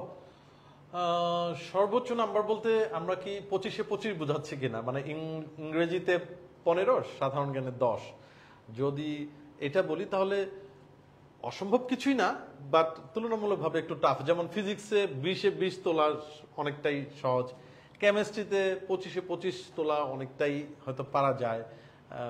মাঝে মধ্যে যদি ভিতর থেকে কঠিন প্রশ্ন হয় বা কোনো সংখ্যা বিষয়ক কোনো কিছু দেয় সেটা ভিন্ন বিষয়। বাট ইংরেজি সাধারণকে বিশেষ করে সাধারণ জ্ঞানে মানে এটার তো আসলে যদিও বলা থাকে যে বাংলাদেশের ইতিহাস ও মুক্তিযুদ্ধ থেকে প্রশ্ন হবে, কিন্তু একটু 2-3টা প্রশ্ন এদিক সেদিক হয়ে যেতে পারে। সেক্ষেত্রে ওইটা একটা রিস্ক থাকে আসলে কতটুকু তুমি পড়বে সেই বিষয়টা। তো সেক্ষেত্রে আমি বলতে চাই যারা ইন্টারমিডিয়েট এক্সাম যারা দিবে 30 জুন থেকে, তোমাদের আসলে এখন এটা নিয়ে আমার কাছে মনে হয় বেশি সময় দেওয়া ঠিক হবে না। তবে যদি পারো আর কি, যদি সম্ভব হয় বিনোদন হিসেবে, মানে তোমার মেইন ইন্টারমিডিয়েটের প্রিপারেশনটা তুমি ঠিক রেখে যদি সম্ভব হয় 30 মিনিটের জন্য, মানে সপ্তাহে 2 দিন বা 3 দিন বিগত বছরের যত প্রশ্ন আছে সাধারণ জ্ঞানে, যত প্রশ্ন আসছে, নট অনলি মেডিকেল ডেন্টাল, যত আসছে বিভিন্ন বিশ্ববিদ্যালয়ে ভর্তি পরীক্ষার প্রশ্ন, বিশেষ করে বিসিএস এ আসছে, এই ধরনের বিভিন্ন প্রতিযোগিতামূলক পরীক্ষার প্রশ্নের যদি ব্যাংক থাকে, কোনো কোশ্চেন ব্যাংক, সেগুলো সাধারণ জ্ঞান পড়ে ফেলে খুব ভালো। ইংরেজির ক্ষেত্রেও সেম, প্রিভিয়াস ইয়ারের কোশ্চেনগুলো যদি পড়তে পারো তাহলে এটা যদি এগিয়ে রাখার ব্যাপার হয়, তুমি যদি চিন্তা করো আমি কিভাবে একটু এগিয়ে থাকবো, সেটা হতে পারে। স্পেশালি যারা সেকেন্ড টাইমার যারা, তাদের জন্য যেহেতু তোমরা একটু বেশি সময় পাচ্ছ, ওই অর্থে আমার মনে হয় তোমরা এখন থেকেই ডিটেল পড়তে পারবা, এটা নিয়ে সমস্যা হওয়ার কোনো কিছু নাই। জাস্ট যারা ইন্টারমিডিয়েট এক্সামিনে তাদের জন্য এটা কথা যে বিগত বছরের প্রশ্নগুলো ভালো করে দেখে ফেলতে পারো। যদিও একেবারে খুব বেশি প্রয়োজন সেটা বলি না, যদি কেউ মনে করে যে না আমি রেগুলার তো ইন্টারমিডিয়েটের পরীক্ষার যে পড়া সেটা আমি ঠিকঠাক মতো পড়তেছি, আমি যেখানে এক্সাম দিচ্ছি ওখানে ভালো নাম্বারও আসতেছে, তাহলে আমি কি একটু দেখতে পারো, অসুবিধা নেই, প্রশ্ন কেমন থাকে দেখলাম, একটু আগে থেকে একটু মাইন্ড সেট আপ, এটাই। আচ্ছা ভাই, এখানে আমাদের নেক্সট যে কোয়েশ্চেনটা সেটা হচ্ছে মেডিকেলে আসলে কাট মার্কস কত থাকে, কত মার্ক পেলে এবার চান্স পাওয়া সম্ভব? এটা আসলে অ্যাকচুয়ালি মানে খুব বেশি একেবারে বলবো যে মানে Fixed না। না, মানে প্রশ্নটাই মানে আমরা রাখছি, যদি অনেকে জিজ্ঞেস করে সেই কারণে এটা কি আসলে অ্যাকচুয়ালি বলা সম্ভব যে কত থাকবে বা কিছু এরকম তো না। যেমন 2010-এ অনেক টাফ কোশ্চেন হয়েছিল, সেই বছর আমি যদি ভুল না করে থাকি সরকারি মেডিকেল কলেজে লাস্ট আসছে 100 নাম্বারের মধ্যে, যে 100 নাম্বার এমসিকিউ পরীক্ষা হয়, সেখানে খুব সম্ভবত 42 বা 43 ছিল মনে হয়, মানে আমি যদি ভুল না করে থাকি লাস্ট। আর সারা বাংলাদেশে যে ফার্স্ট হয়েছে ওর মনে হয় 69 বা 68 এরকম আসছে। হ্যাঁ, তো ওইটা তো ওই বছরের জন্য। আবার গত বছর 90 আপ চলে আসছে, মানে 23 ব্যাচে এরকম ভাবে আসতে চেঞ্জ হচ্ছে। মানে এর প্রশ্ন কেমন হবে এটার উপর ভিত্তি করে হাইয়েস্ট নাম্বার আর লোয়েস্ট নাম্বারটা থাকবে। তার মানে এটা কোনো এমন ফিক্সড বলাই যাবে না যে হ্যাঁ একটা জিনিস বলতে পারি 80+ পেলে নিশ্চিত চান্স পাচ্ছ, এটা বলতে পারি, কিন্তু 60+ পেলে 65+ পেলে তুমি চান্স পেয়ে যাবা, এই ব্যাপারটা এইভাবে বলার সুযোগ নেই। প্রশ্ন কেমন হবে সেটার উপর নির্ভর করে আসলে কাট মার্কসটা কি হবে। ভাই, এখানে একটা ব্যাপার আমি একটু জিজ্ঞেস করি যে আমাদের এবার যারা সেকেন্ড টাইমার হিসেবে পরীক্ষা দিবে, আমরা জানি যে সেকেন্ড টাইমারদের শুরু থেকেই 5 কেটে নেয়, তো এইটা তো কাটমার্কের একটু ওদের আকপেচ করে ফেলবে। আরেকটা জিনিস হচ্ছে যাদের এসএসসি এইচএসসি যাদের জিপিএ কম আছে বা এইবার যারা এইচএসসি পরীক্ষা দিচ্ছে, আমরা তো জানি যে এসএসসি জিপিএ কে ওরা হচ্ছে 15 দিয়ে গুণ করে, এইচএসসি জিপিএ কে 25 দিয়ে গুণ করে। তো এইচএসসি জিপিএ এর একটা হিউজ ইম্প্যাক্ট কিন্তু পরীক্ষার নাম্বারে আছে। তো টোটাল 200 মার্ক কিন্তু এসএসসি এইচএসসি জিপিএ থেকে হচ্ছে যায়। তো সেখানে যদি কারো এরকম 5-6 মার্ক কম থাকে বা 7-8 মার্ক কম থাকে, এই যে নাম্বারের গ্যাপটা, এই যে আগে থেকে যে একটু পিছায় আছে, এটাকে ওরা কিভাবে কভার আপ করবে? আমাদের ব্যাচ 2024 তারা কিভাবে কোপ আপ করবে, আর সেকেন্ড টাইমার যারা পরীক্ষা দিচ্ছে তারা এটাকে কিভাবে ফাইট করবে? এখানে আসলে অ্যাকচুয়ালি এটাকে মানে যে বিষয় অপরিবর্তনীয়, যেটাকে আমরা চেঞ্জ করতে পারবো না, এখন যারা সেকেন্ড টাইম এক্সাম দেবে তারা 5 নাম্বার কাটা যাবে, এটা তো নিয়ম করাই আছে, এটা তো পরিবর্তন করার সুযোগ নাই। যাদের এসএসসি পরীক্ষায় জিপিএ 5 হয় না তাদের কিছুটা নেগেটিভ মার্কিং হবে, এটা তো আমরা টাইম ট্রাভেল করে গিয়ে চেঞ্জ করতে পারবো না। যদি আনফরচুনেটলি ইন্টারমিডিয়েট পরীক্ষাতেও কারো যদি মানে যে প্রত্যাশিত রেজাল্ট না হয়, তো সেটাও তো তখন চেঞ্জ করার কিছু নেই। তো সেক্ষেত্রে অপরিবর্তনীয় এই ধরনের বিষয়, যে নাম্বার আমার 2, 3, 4, 5 কম বা আগে থেকেই কম, এটাকে স্ট্রেস হিসেবে নেওয়া যাবে না। এটা ওকে ফাইন, তাহলে এখন করতে হবে কি, করতে হবে যেটা যে এটার জন্য কি পড়ালেখার প্ল্যানের মধ্যে কোনো চেঞ্জ হবে না, এটার মধ্যে সিনসিয়ারিটির মধ্যে চেঞ্জ হবে, এটার মধ্যে স্টাডি প্ল্যানের মধ্যে চেঞ্জ হবে। কিরকম চেঞ্জ হবে? সিনসিয়ারিটি মানে যদি একজন স্টুডেন্ট তার দুইটাতে জিপিএ 5, সে ফার্স্ট টাইমার, সে চিন্তা করলো আচ্ছা ঠিক আছে আজকে বিটিভিতে ইত্যাদি দেখাবে, ইত্যাদি দেখে আসি, ঠিক আছে 1 ঘন্টা 1.5 ঘন্টা, ঠিক আছে ওকে ফাইন, বলবো আচ্ছা ওকে ফাইন যাও। আর একজন সেকেন্ড টাইমার চিন্তা করবে 1.5 ঘন্টায় আমি দেখি একটা চ্যাপ্টার রিভিশন দেওয়া যায় কিনা। এই যে সিনসিয়ারিটি, যেটা আমি জাস্ট কথা এটা বললাম, আমি নিষেধ করতেছি না সেকেন্ড টাইমাররা ইত্যাদি দেখতে পারবে না বা পছন্দের প্রোগ্রাম দেখতে পারবে না, সেটা আমি বলি না। এই জায়গার মধ্যে কিছুটা বলা যায় যে যদি সতর্কতা বলি তাহলে তাদেরকে সতর্ক থাকতে হবে যে হ্যাঁ আমি যদি 1 ঘন্টা বেশি পড়ে সাধারণ জ্ঞান 5টা পেজ পড়তে পারি, তাতে করে যদি আমার একটা নাম্বার বেশি পাওয়ার সম্ভাবনা তৈরি হয়, তাহলে আমি সেটা করবো না কেন। এইভাবে আমার কাছে মনে হয় চিন্তা রাখাটাই বেটার। এটা কি কোনো মানসিক চাপ আমার মনে হবে না, আমি চান্স পাবো না, এইভাবে ভাবাটা অবশ্যই ভুল। আমার মনে হয় সিনসিয়ারিটির জায়গাটা যদি চেঞ্জ আনার, স্টাডি প্ল্যানের কথা যেটা বললাম সেটা হচ্ছে যে একজন স্টুডেন্ট আসলে ডেইলি কতক্ষণ পড়ে। আমরা যত স্টুডেন্ট পাই, আমাদের কথা যারা শুনতে পাচ্ছে, প্রত্যেকের ক্ষেত্রেই প্রবলেম কিন্তু একটাই, সেটা হচ্ছে প্ল্যান এক্সিকিউট না করা। প্ল্যান আমরা করতেছি ঠিকই, কিন্তু এটা এক্সিকিউশনে আমাদের কিন্তু খবর নেই। আমাদের সুন্দর লেখা আছে, রুটিন করছি, সকাল আমরা 7টা থেকে 9টা পর্যন্ত আমি প্রাণীবিজ্ঞান পড়বো, তারপর 9টা থেকে 9:30 পর্যন্ত নাস্তা করব, 9:30 থেকে 11:30 পর্যন্ত উদ্ভিদ বিজ্ঞান পড়বো, খুব সুন্দর রুটিন করা আছে। কিন্তু 7টার সময় আমার ঘুমই ভাঙে নাই, আমার ঘুম ভাঙছে হচ্ছে 9টার সময়, উঠে আমি নাস্তা করছি, এই 2 ঘন্টার গ্যাপ। এগুলো হচ্ছে স্টাডি প্ল্যানের মধ্যে ভুল। অ্যাকচুয়ালি আসলে ম্যাক্সিমাম বা অনেক স্টুডেন্ট তো আসলে পড়েই না। মানে প্রথম কারণ যদি বলি যে না কেন প্রত্যাশিত রেজাল্ট হচ্ছে না, বিকজ অফ পড়তেছে না। মানে যেটা করা দরকার, আমার একটা অনলাইনে আসছি ফেসবুকে এখন নানান রকম রিলস এর মধ্যে এই ভিডিও সেই ভিডিও, ওইটা নিয়ে মারামারি লাগছে, এটা নিয়ে গান হইতেছে, ওইটা নিয়ে নাচ হইতেছে, ওখানে নিয়ে এটা ফান করতেছে। এই দেখতে দেখতে ব্রেইন তো মানে আমাদের ব্রেইনের তো একটা সুযোগ দিতে হবে, কিভাবে সে প্রাণীবিজ্ঞান উদ্ভিদ বিজ্ঞান মনে রাখবে যদি আমি সময়ই না দিই। এই যে ভুলগুলা হয় ম্যাক্সিমামে, এই ভুলগুলা করে বলেই পড়া জমতে গিয়ে পরীক্ষার আগের 1 মাস অনেক বেশি প্রেশার নিয়ে পড়ে, তখন কিন্তু আলটিমেটলি কিছু করার থাকে না। এই জন্য আমার কথা হচ্ছে সময়ের 1 অসময়ের 10 এইটা বুঝে যদি তোমরা চিন্তা করো, তাহলে সবকিছু সুন্দর মতো একটা সফল সমাপ্তিতে আনা সম্ভব। আচ্ছা, এইখানে ভাই আরেকটা সম্পূরক প্রশ্ন আসছে, যে আমিও স্টুডেন্টদের সাথে এখানে একমত, যে এইটার উত্তর আসলে সবার জানা উচিত। সেটা হচ্ছে যে আমাদের এখানে এইচএসসি 2024 ব্যাচে যারা আছে, মানে যারা ফার্স্ট টাইমার যারা, তাদের একটা বিশাল অংশ আমাদের এখানে আগে থেকেই প্রি মেডিকেলের ক্লাস করছে। তারা এইচএসসির পড়াশোনার পাশাপাশি টেস্ট পরীক্ষার আগে থেকেই, অনেক আগে থেকেই, প্রি টেস্ট পরীক্ষার আগে থেকেই তারা মেডিকোতে অনলাইনে বা অফলাইনে পড়ছে অনেকগুলো টপিকের ওপর, চ্যাপ্টারের ওপর। তারা একটু আগায় আসছে। এবং আরেক দল যারা ফার্স্ট টাইমার, যারা আজকে আমাদের কথা শুনছে, যে না অনেকে তো আগে থেকে আগে আছে, তাহলে আমি আজকে নতুন শুনতেছি এই কথাগুলা, তারা মনে করতে পারে যে আমরা একটু পিছিয়ে আছি। একইভাবে ভাইয়া মেডিকোতে এবার ফেব্রুয়ারি মাসের 9 তারিখে পরীক্ষা হওয়ার পরে, ডেন্টাল পরীক্ষা ঠিক পরপরই আমরা কিন্তু মার্চের 9 তারিখ থেকে সেকেন্ড টাইমারদের একটা প্রথম ব্যাচ চালু করছি সারা বাংলাদেশে, অফলাইনে এবং অনলাইনে চলছে। তো আমাদের কিন্তু এই যে 27 তারিখে জিএসটির পরীক্ষার পরে 2রা মেতে কিন্তু নতুন আর একটা ব্যাচ সেকেন্ড টাইমারদের হচ্ছে। এখন অনেকেই জিএসটি পরীক্ষার জন্য বসেছিল যে না এখন প্রিপারেশন শুরু করব, তারা চিন্তা করতেছে যে আমরা তো 2 মাস পিছিয়ে আছি।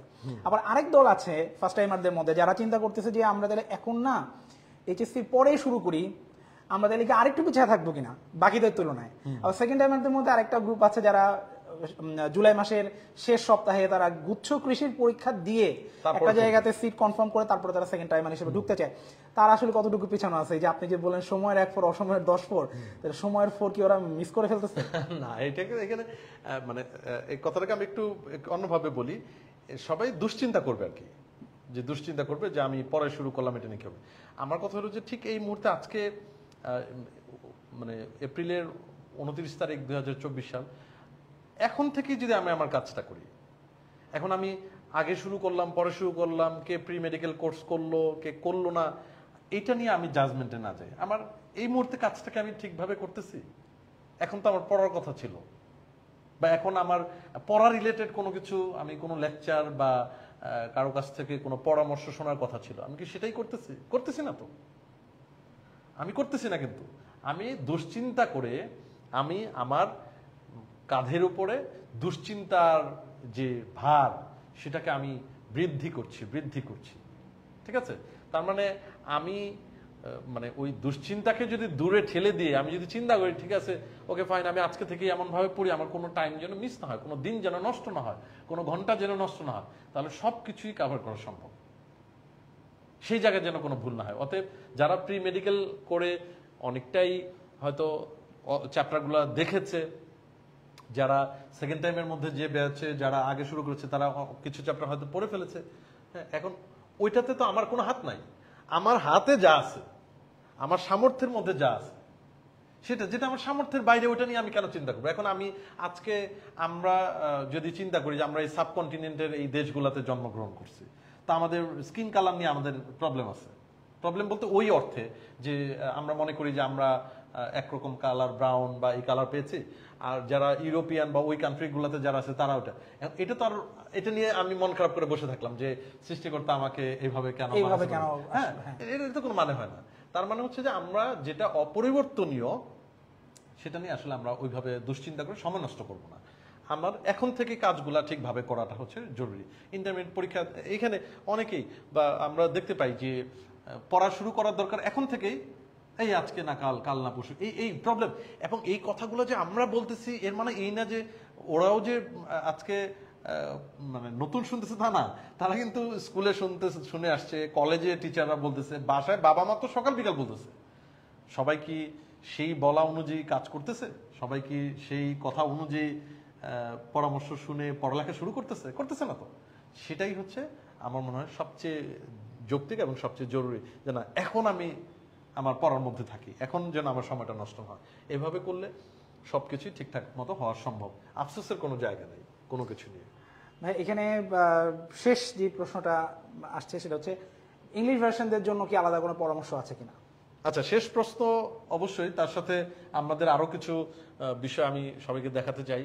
সেটা হচ্ছে যে প্রশ্নের ভিন্নতা, মানে বিগত 5 বছর ধরে মেডিকেল ভর্তি পরীক্ষা এবং ডেন্টাল ভর্তি পরীক্ষার প্রশ্নে কিছু কিছু জায়গায় ভিন্নতা শুরু হয়েছে, সেই বিষয়টা আমরা একদম শেষে গিয়ে উল্লেখ করব। আর ইংলিশ ভার্সনে তোমরা যারা রয়েছে বা যারা এ লেভেল করে ইংলিশ মিডিয়ামের, তাদের জন্য আসলে বলবো যে মানে যেসব বই ইন্টারমিডিয়েটের মানে ইংরেজিতে যে বইগুলো আছে এগুলো এখন থেকেই পড়া উচিত। এবং যে কথাগুলো আমরা এতক্ষণ বলেছি যে এক্সারসাইজের মধ্যে যে এমসিকিউ গুলা থাকে সেগুলা দেখা, বোর্ড এমসিকিউ গুলা দেখা, সেগুলো আমার মনে হয় দেখা উচিত। যারা এ লেভেল করে আসে তাদের জন্য একটু টাফ বলবো এই জন্য, কারণ তারা যে টপিক পড়ে আসে সেটার সাথে আমাদের কারিকুলামের সাথে ম্যাচ করে না, যার কারণে তাদের একটু আগে থেকে এখন থেকে দেখে ফেলা উচিত বলে মনে করি। তাহলে একটা ভালো মার্কস এমসিকিউতে ভর্তি পরীক্ষা অ্যাডমিশন টেস্টের সময় পাওয়া সম্ভব। আর ভার্সনে যারা রয়েছে তোমাদের এখানে আসলে খুব বেশি মন খারাপের কিছু নাই বা ভয়েরও কিছু নাই যে বাংলায় না ইংরেজি পরীক্ষা দেবো। আমার কাছে মনে হয় যে তুমি যেটা, আমার কথা হলো মেডিকেল ভর্তি পরীক্ষা মানেই হচ্ছে মানে কে কত বেশি ইনফরমেশন মনে রাখতে পারে, কে কত বেশি তথ্য মনে রাখতে পারে। হ্যাঁ, কোনো ইনফরমেশন মনে রাখার জন্য কোনো একটা কিছু আমরা থিওরি বুঝলাম, ঠিক আছে, ভালো। তো ইনফরমেশন যেহেতু মনে রাখতে হবে, অতএব তুমি যেখান থেকেই হোক না কেন বাংলা ইংরেজি মিলিয়ে কোনো ইনফরমেশন যেন বাদ না যায়। ধরো আরবিসি, রেড ব্লাড সেল, এটা নিয়ে তোমার বইয়ের মধ্যে, ইংলিশ বইয়ের মধ্যে যা লেখা আছে এর সাথে সাথে তুমি খেয়াল করলে যে বাংলা ভার্সনের বইয়ের মধ্যে ওখানে 4-5 লাইন এক্সট্রা আছে যেটা ইংলিশ ভার্সনের বই নেই। যদি মনে হয় সেটা তোমাকে কোনো না কোনো ভাবে কালেক্ট করে পড়ে ফেলতে হবে। তাহলে এটাও, এবং এটা শুধু তোমাদের জন্য কথা না, যারা বাংলা ভার্সনে পড়তেছে তাদের জন্যও ইদানিংকালে আমরা বলতে চাই বা আমরা এটা সিদ্ধান্ত নিয়েছি, তোমাদের জন্য পরামর্শ যে তোমরা বাংলা ভার্সনে যারা, তাদের মনে হয় ইংলিশ ভার্সনে বই পড়ার সময় চলে আসছে। বিগত 5 বছর ধরে প্রশ্ন যেভাবে আসছে সেই হিসেবে, অতএব যারা ইংলিশ ভার্সনে আছো, যারা ইংলিশ মিডিয়ামে রয়েছে, তারা অবশ্যই এখন থেকেই একটু বেশি সময় নিয়ে, কারণ তোমাদের ধরো যেভাবে লেকচার প্ল্যানগুলা আমরা করি বা সব প্রতিষ্ঠানই করে, তখন তোমাদের জন্য অনেক সময় একটু বেশি প্রেশার হয়ে যায় অনেক ক্ষেত্রেই। সেটা ওভারকাম করার জন্য আগে থেকে একটু প্রিপেয়ার থাকা, একটু বেশি সময় দেওয়া আমার কাছে মনে হয় উচিত। তুমি যদি একেবারে ডিটারমাইন্ড থাকো যে না আমার গভর্নমেন্ট মেডিকেল কলেজ লাগবে বা আমি অনেক ভালো রেজাল্ট করতে চাচ্ছি, তাহলে এখন থেকেই তোমার একেবারে খুব সতর্কতার সাথে কন্টিনিউ করা আমার কাছে মনে হয় ভালো হবে। ভাইয়া মেডিকেল অ্যাডমিশন টেস্টে কিন্তু গত কয়েক বছরে বেশ কিছু চেঞ্জ আসছে। হ্যাঁ, সেটাই চেঞ্জ বলতে প্রশ্নের ধারার মধ্যে অনেকটাই একটু চেঞ্জ লক্ষ্য করা যাচ্ছে আর কি। হ্যাঁ, যেমন আপনি যেটা বললেন যে এখন অ্যাকচুয়ালি ইংলিশ ভার্সনের যে বই সেটা আসলে বাংলা ভার্সনের স্টুডেন্টদের দেখা উচিত, ইংলিশ ভার্সনদের বই থেকেই বেশি মানে প্রশ্ন হচ্ছে এরকম ধারণা করতে পারতেছি আমরা। আরেকটা জিনিস আমি দেখছি যে ভাইয়া আপনি যে বইগুলোর নাম লাইভের শুরুতে বললেন যে কমন যে বইগুলা হাজারি স্যারের বই, ইসাক স্যারের বই, এই বইয়ের বাইরে অন্যান্য রাইটারের বই থেকেও কি প্রশ্ন করার হারটা এখন বাড়ছে? এইটার ব্যাপারে আমার কাছে মনে হয় তোমরা যারা অনেকক্ষণ ধরে আমাদের কথা শুনতে পাচ্ছ, তোমাকে ধন্যবাদ জানাচ্ছি, কথা এই আলোচনার মাঝখানে ধন্যবাদ জানাচ্ছি। আসলে আমি যেটা বলবো যে যারা মানে ধরো ব্যাপারটা দুই রকম হতে পারে। এখন কেউ চিন্তা করতেছে আমার সরকারি মেডিকেল কলেজ হলে আমি খুশি, আমার আব্বা আম্মা বলে দিচ্ছে আমিও ইজ ফাইন, এটাই অনেক বিশাল ব্যাপার, আমি মনে করতেছি ইজ ফাইন। এটা জন্য যে প্রিপারেশন নিতে হবে সেটার এক ধরনের ব্যাপার থাকে। আর কেউ যদি চিন্তা করে না আমার ডিএমসি লাগবে বা আমার ঢাকা 3টা বা 4টা মেডিকেল কলেজের মধ্যে লাগবে বা আমি টপ পজিশনে রেজাল্ট করতে চাই ন্যাশনাল মেরিটে, তাহলে তার যে সতর্কতার যে বিষয়টা সেটা একটু দেখা দরকার। বিগত কয়েক বছর ধরে কি হচ্ছে আসলে, বিগত কয়েক বছর ধরে প্রাণী বিজ্ঞানে উদ্ভিদ বিজ্ঞানে কি হচ্ছে। যেমন আমরা সবসময় পড়ানোর সময় বা প্রশ্ন করার সময় সব প্রতিষ্ঠান থেকে আজমল স্যারের কথা বলে, বাট 2022 ব্যাচে তোমাদের যারা সিনিয়র ভাই আপু যারা ছিলেন তারা পরীক্ষা দিতে গিয়ে দেখলেন যে না, প্রাণী বিজ্ঞানে এখানে আলিম স্যারের বই থেকে এমন কিছু প্রশ্ন চলে আসছে যেগুলো হ্যাঁ আজমল স্যারের বই পড়লে পারা যায়, বাট একটু চিন্তা করতে হচ্ছে, একটু কয়েক সেকেন্ড বেশি সময় লাগতেছে, একটু নার্ভাস হয়ে যাওয়ার একটা পসিবিলিটি তৈরি হচ্ছে। একইভাবে 2023 ব্যাচে যারা পরীক্ষা দিয়েছে তাদের ক্ষেত্রে এমন কিছু প্রশ্ন আসছে, যেমন আমি 2টা প্রশ্ন তোমাদেরকে দেখাই যে কোন জিনের মাধ্যমে আলু রোগ প্রতিরোধী হয়েছে। হ্যাঁ, এই যে প্রশ্ন, এটা কিন্তু যারা হাসান স্যারের বই পড়বে তাদের জন্য কিন্তু এই প্রশ্নের উত্তর পারা খুবই টাফ, এটা পারবে না এটাই বলা যায়। অথচ এটা কিন্তু প্রফেসর ডক্টর মোহাম্মদ আজিবুর স্যারের বইয়ের একটা ছক দেওয়া আছে, এই তোমার জীব প্রযুক্তি চ্যাপ্টারের মধ্যে একটা চার্ট দেওয়া আছে, সেই চার্ট থেকে প্রশ্ন আসে। আমরা সবসময় বলি চার্ট বক্স এগুলো থেকে প্রশ্ন বেশি হয়, সবসময় বলি, এটা আসছে একেবারে পরিষ্কার ভাবে, ওই ছক পড়লেই এটা ইজিলি এই অ্যান্সারটা পারা যায়। তো এটা কিন্তু ওই বই পড়লে পারা যাচ্ছে না, সময় লাগতেছে বেশি, চিন্তা করতে হবে, পারাই যাবে না এক বই পড়ে। তাহলে এখানে কিন্তু সতর্কতা খুবই জরুরি। এই জন্য এর আগে কিন্তু বলেছিলাম যে যারা জিওলজি বোটানি সুন্দর মতো ডিটেইল তোমাকে গুছিয়ে একাধিক লেখকের বই পড়াচ্ছে বা পরিকল্পনা হয়েছে, তোমার মানে মেডিকেল অ্যাডমিশন টেস্টের প্রিপারেশনের জন্য প্রতিষ্ঠান সিলেকশনের ক্ষেত্রে এটাও যেন প্রায়োরিটি পায়। এরপরে আরো একটা প্রশ্ন খেয়াল করে দেখো, শৈবালের বিষয়ে যে সত্য মিথ্যা টাইপ প্রশ্ন আসছে, এবং এটা এই বছরে এটাও হয়েছে যে বোটানিতে যতগুলো প্রশ্ন ছিল এর মধ্যে ম্যাক্সিমাম প্রশ্ন সত্য মিথ্যা টাইপ প্রশ্ন ছিল। সঠিক নয় কোনটি, ভুল কোনটি, মিথ্যা কোনটি, এইটাই প্রশ্ন। এই ধরনের প্রশ্ন কিন্তু অনেকদিন হতো না। হ্যাঁ, মানে কিছু থাকতো অল্প পরিমাণে, কিন্তু এটা বেশি হয়ে গিয়েছে। হ্যাঁ, এবং যেমন শৈবাল নিয়ে যে 4টা ইনফরমেশন, এই 4টা ইনফরমেশন আজ মানে বোটানি উদ্ভিদ বিজ্ঞান হাসান স্যার বই পড়লেও পারা সম্ভব না, আজিবুর স্যারের বই পড়লে পারা সম্ভব না, ওই বইয়ের মধ্যে ইনফরমেশন নাই, টোটালি নাই। এই বছর 2023 ব্যাচের জন্য মানে তোমাদের সিনিয়র ব্যাচ, তাদের জন্য বোটানি প্রশ্নটা এতটাই টাফ যে 3টা এমসিকিউ হয়েছে আলিম স্যারের বই থেকে, বাকিগুলো আমরা ম্যাক্সিমামই ধরে নিই আজিবুর স্যার থেকে আমরা সোর্স পেয়েছি, এবং 3টা যে আলিম স্যারের বই থেকে প্রশ্ন হয়েছে বোটানি, সেই 3টা অন্য কোনো বই পড়লে পারাই যাবে না। এবং আমার কাছে এটাই বেশি ইন্টারেস্টিং মনে হচ্ছে যে যারা প্রশ্ন করলেন তারা মনে হয় অনেকটা খুঁজে খুঁজে বের করছেন যে কোন তথ্য হাসান স্যারের বইয়ে নাই, এটাই দেই আর কি। হ্যাঁ, এবং শৈবাল ছত্র থেকেই ওই 3টি প্রশ্ন আলিম স্যারের বই থেকে হয়েছে। তো এই জন্য আমার কাছে মনে হয় এখানে সতর্ক হওয়াটা জরুরি যে হ্যাঁ, এমন কোন টপিক কি রয়েছে যে টপিক হাসান স্যারের বইয়ে নাই, অন্য বইয়ের মধ্যে আছে, সেটাও দেখে ফেলা উচিত। এবং আলিম স্যারের বইয়ে শৈবাল ছত্রাকের এমন এমন কিছু টপিক আছে যেগুলা হাসান স্যারের বইয়ে নাই, আজিবুর স্যারেও নাই, কিন্তু এমসিকিউ হওয়ার মতো একদম মানে ক্লিন কাট এমসিকিউ করা যায় আমরা যখন কোশ্চেন করি তখন।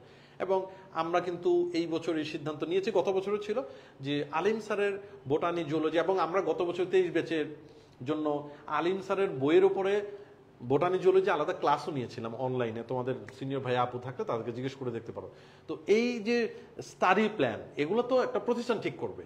এই যে ইমিডিয়েট তোমার এই মাসে কি করা দরকার, 15 দিন পরে তোমার প্ল্যান কি হবে, এক্সামের জন্য তোমাকে কিভাবে রেডি করতে হবে, এগুলো তো প্রতিষ্ঠান ঠিক করবে। সেই প্রতিষ্ঠানের ঠিক করার জন্য সময়ে সময়ে পরিস্থিতির কারণে আমরা মনে করি যে এই কাজ করলে স্টুডেন্টের জন্য সাপোর্টিভ হবে, এটা করলে সে উপকৃত হবে, অতএব এটাই করা উচিত।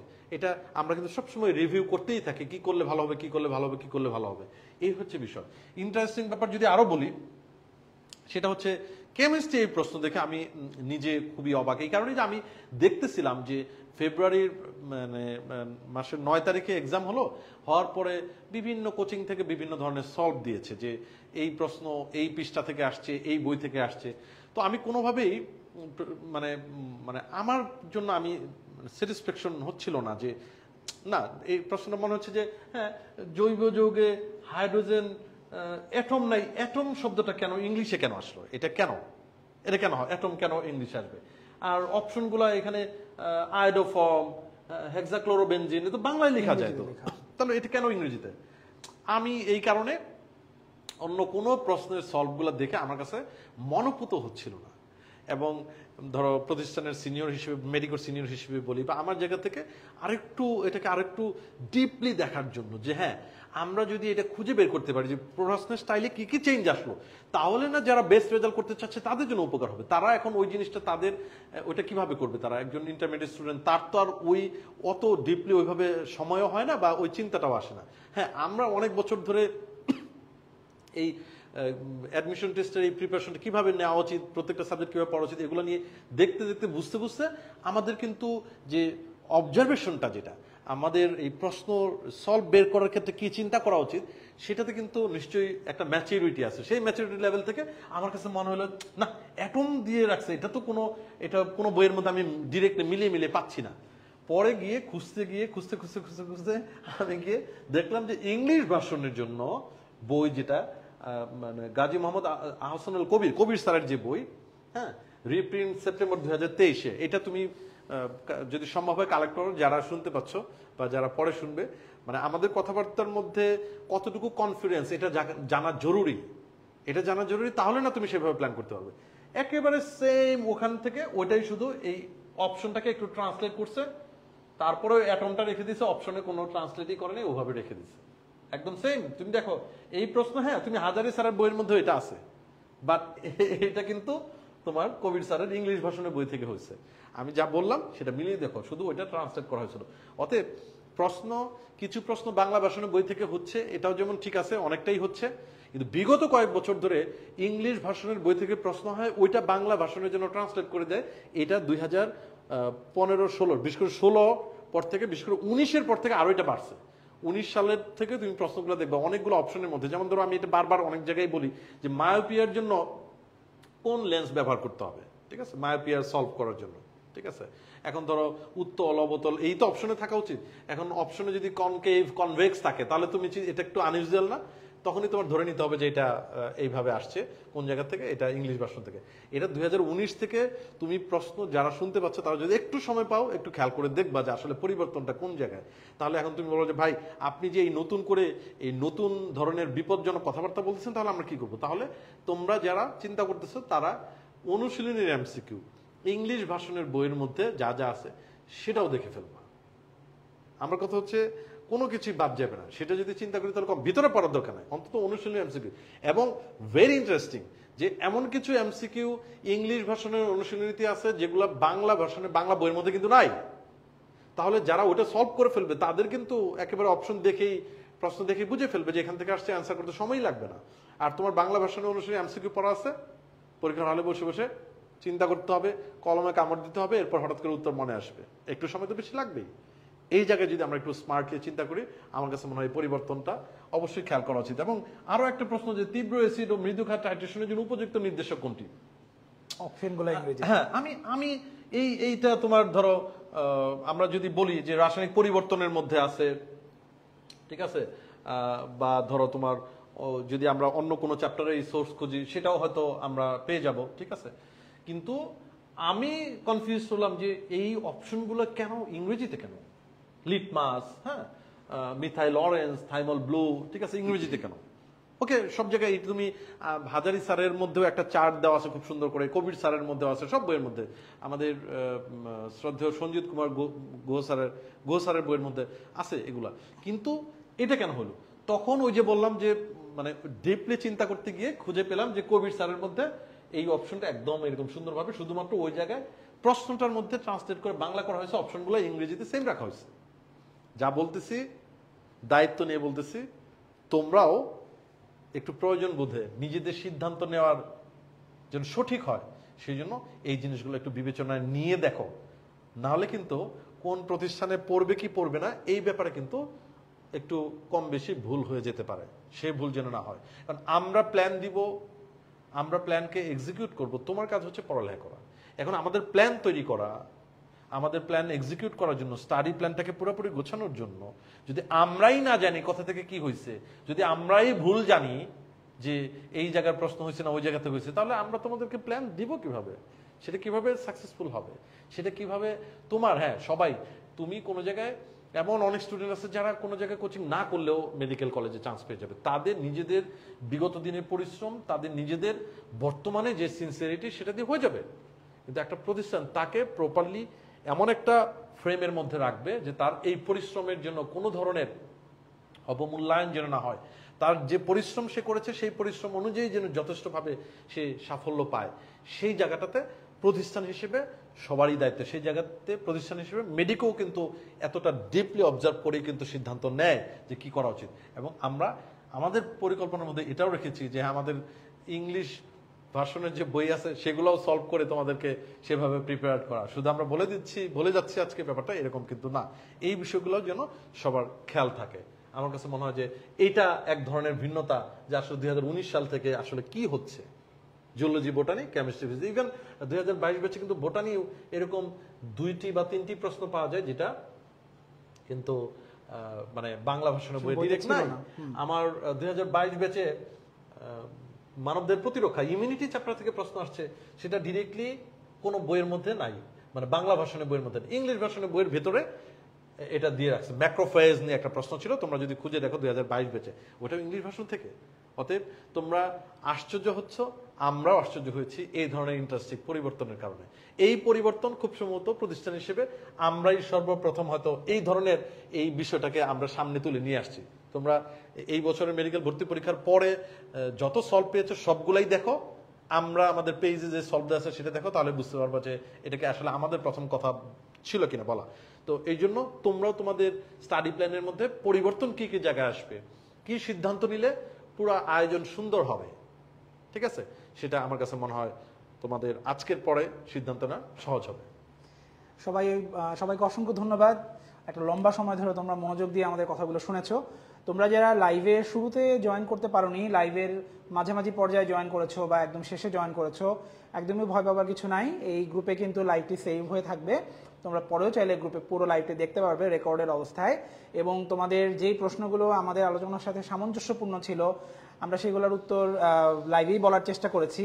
যে প্রশ্নগুলো তোমার পার্সোনাল প্রবলেম ছিল, যেগুলো কমেন্টেই সলভ করে দেওয়া যায়, সেগুলোর উত্তর আমি বা মেডিকোর আরও স্টাফ ভাইয়ারা কমেন্ট উত্তর দিয়েছি। একদম শেষ পর্যায়ে তোমরা যারা কিছু প্রশ্ন করেছো কমেন্টে, সেইগুলোর উত্তর লাইভের শেষেই আমি এবং স্টাফ ভাইয়ারা যারা আছেন তারা দিয়ে দিবেন তোমাদের উত্তরগুলো। একদম টেনশন করার কিছু নাই, তুমি প্রশ্ন করেছো, আমরা উত্তর নিয়ে অবশ্যই তোমার পাশে থাকবো। সবার জন্য শুভকামনা। সবাইকে আজকের এই লাইভে জয়েন করার জন্য আবারও ধন্যবাদ। আসসালামু আলাইকুম, আল্লাহ হাফেজ।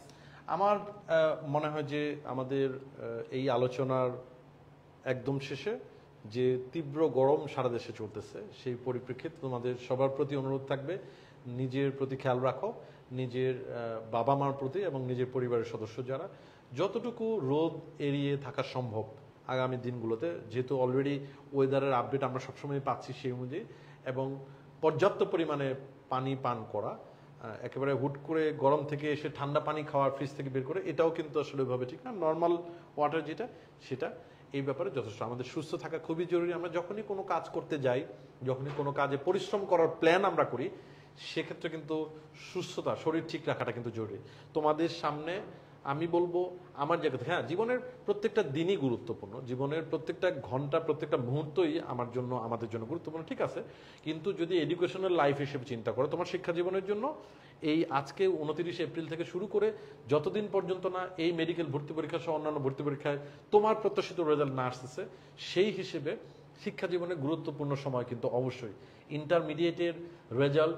সেখানেও তুমি যা চিন্তা করো, তোমার কলেজের টিচার যা এক্সপেক্ট করে, বাবা মা যা চাচ্ছে, সেটাকে সিকিউর করাটাও যেমন জরুরি, অ্যাডমিশন টেস্টে ভালো রেজাল্ট করাটাও কিন্তু জরুরি।